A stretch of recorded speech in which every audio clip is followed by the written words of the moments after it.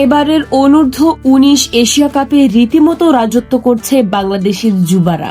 Group পর্বে hat trick জয়ে অপরাজিত চ্যাম্পিয়ন হয়ে কিভাবে সেমিফাইনাল নিশ্চিত করল জুনিয়র টাইগাররা, তা জানলে আপনিও গর্ববোধ করবেন।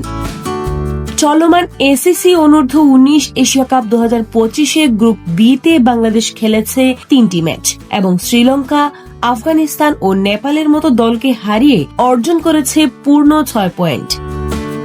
শুধু জয় নয়, তাদের নেট রান রেট এখন +1.214, যা প্রমাণ করে কতটা দাপটের সাথে তারা খেলেছে।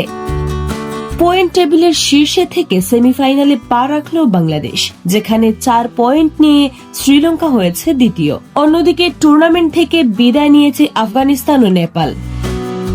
এখন প্রশ্ন হলো, গ্রুপ পর্বের এই দুর্দান্ত ফর্ম কি সেমিফাইনালে ধরে রেখে এশিয়া কাপের ট্রফিটা ঘরে তুলতে পারবে লাল সবুজের প্রতিনিধিরা? আপনার মতামত কমেন্টে জানান এবং ক্রিকেটের সব আপডেট পেতে আমাদের সাথেই থাকুন।